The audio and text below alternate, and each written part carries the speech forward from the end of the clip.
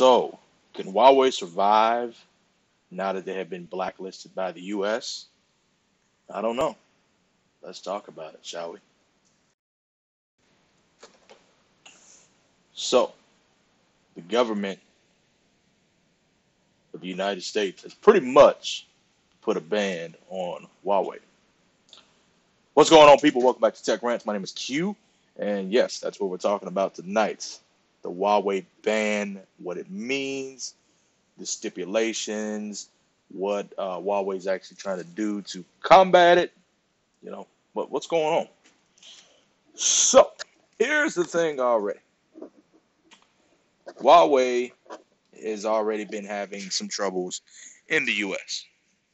Okay, so for those who don't know, Huawei this time last year was striking a deal to sell the Mate 10 Pro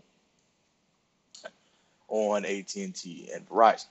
Now, that deal fell through shortly after the U.S. government claimed that Huawei was trying to use secrets by installing spyware, spying software on their devices to try to use it against the U.S. government and commit espionage. Okay, shortly after that, then Huawei just became a bad name. We got the Mate 10 in the U.S., however, it was not a carrier exclusive. We got the Honor 7X, which in my opinion turned out to be the best value for money, besides the Essential phone, for 2018. Okay. Then we had the P20 Pro, which was released, and that was another phone we did not get in the U.S. Why? Strictly because of the problems that Huawei was facing, meaning the fact of, the bans and everything that was going on. Now, Huawei they functioned without it for a while, and they were doing so well to the point where they actually had surpassed Apple. As of right now, as of recording of this video, Huawei is the number 2 smartphone manufacturer in the United States. Samsung is number 1, Huawei is number 2, Apple is number 3. I'm sorry, I said the US, I meant the world. Sorry about that. Huawei is the number 2 smartphone manufacturer in the world. Sorry, because they're not even in the US. Sorry, children, sorry. So now, here's the thing.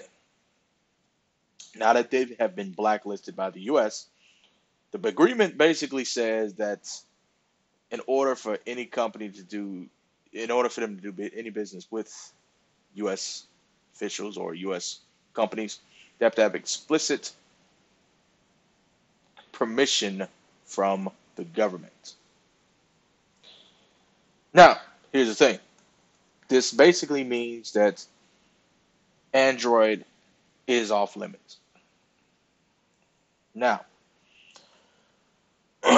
Google provides an open source version of Android to everybody, which Huawei uses. It's pretty much what they use in China. Now, over in China, they don't have access to the Play Store and other certain Google services already. But to those in Western markets, as they like to say, so Canada, Canada and the United Kingdom and countries like that, they use that service. So what does this mean for those of us that use Google services? It basically means that, first of all, Google said that for the next 90 days they will be providing software updates to Huawei, so which means Huawei can get those software updates out to everybody within a timely fashion. But after that, a couple things could go wrong. One, everything that is updated through Google Play Protect and Google Play services will not be updated. Basically, those apps will become unusable. And security patches and software updates and things like that will take a while to hit your devices as well, if at all. So, what can Huawei do to combat this? Well, a couple things could happen. If the U.S. reaches a trade deal with China, then all these problems could go away. But, and this is a story for another day, The chances of that happening are very slim to none. But you never know. That's a whole other thing. I'm not going to get political. It's not a political channel. This is a tech channel. But anyway, or Huawei could come up with their own software, basically like Apple did for iOS. Now, they worked on it. They said that they're working on it, which will be fine for people in China. But those of us that use Google Apps, which most of us do, you know, majority of the fucking world has Gmail account. That's not going to be helpful to us. I mean, like I said, the Huawei phones are not sold in the U.S., but United Kingdom, Canada, places like that where Huawei phones are exclusively sold, that could be a problem. Now, I've used Huawei phones, and I think Huawei honestly do deserve their number two spot. I think they should be number one, actually, but they're not a well-recognized brand name. We've had Huawei phones show up in the U.S. It's sold unlocked, but a lot of the phones that we've got on carriers and stuff like that ended up being pretty much budget devices, and it's sad. We never really got any of the mainstream Huawei phones. Now, Huawei is a good company. I like Huawei, and I don't understand why they're doing this. I really don't.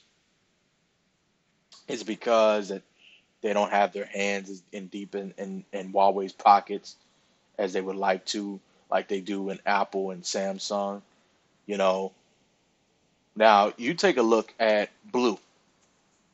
Blue is a company that manufactures predominantly budget smartphones. Okay, all their phones are pretty well priced, under 300. I used to have some phones that cost close to $400 back in the day, but most of the phones are priced under $300. Okay, the problem with Blue is that Blue actually got caught.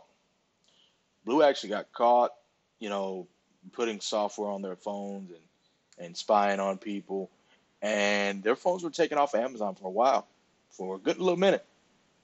But they didn't go and try to ban Blue. Who knew? They didn't do that.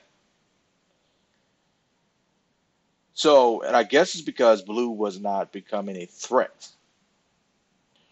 Huawei is becoming a threat to Apple and Samsung by every means of the imagination.